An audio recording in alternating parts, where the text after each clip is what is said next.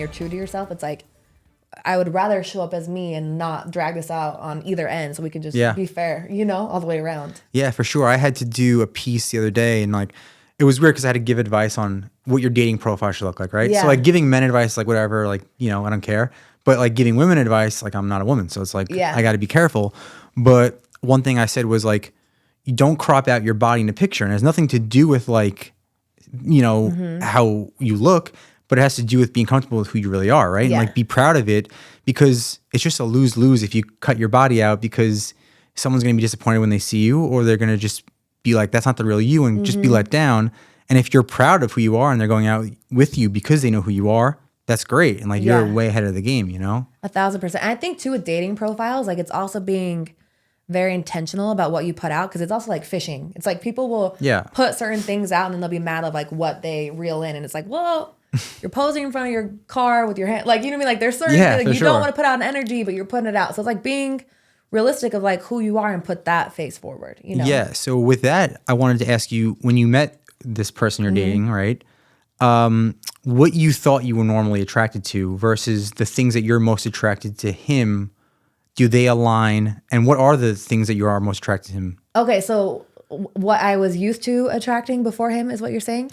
No, or, like what did you think you were attracted to? Like were you like, I only want to, you know, date a guy who's 6'5" with like green eyes? And then when you met him, were you like, oh, I actually like the way he reacts to this situation, or I'm actually attracted to this value or moral of his?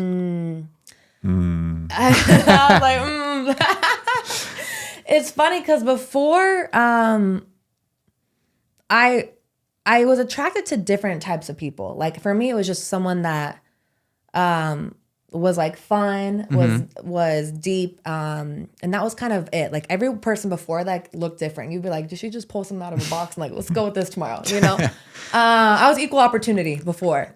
Meeting him, he shocked me in a lot of ways because I'm learning to really put my guard down and like learning to trust again. And it's from him being sure with who he is, you know?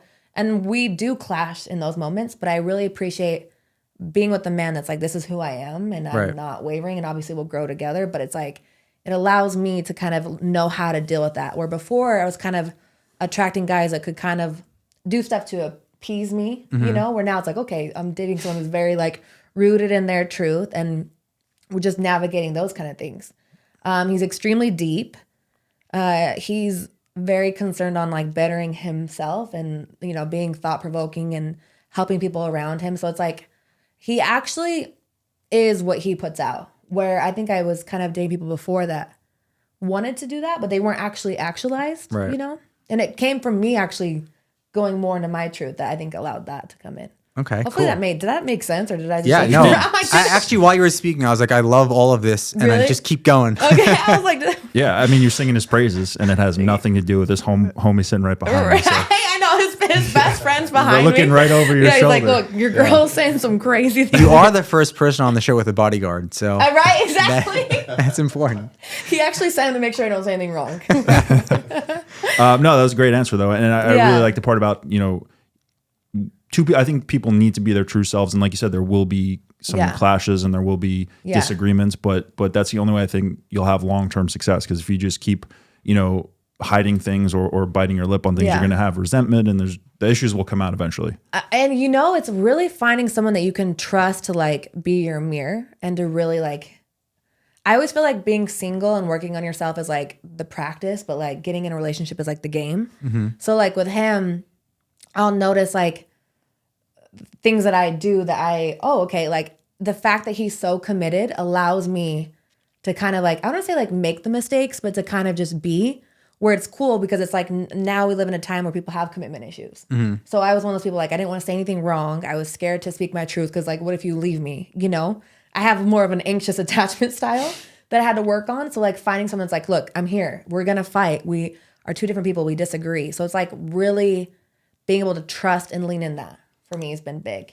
Yeah. So I think what you just said is exactly how Hannah was when we first started dating, right? Really? Like, yeah. Like whenever we would fight, because people fight, right? It's just so normal.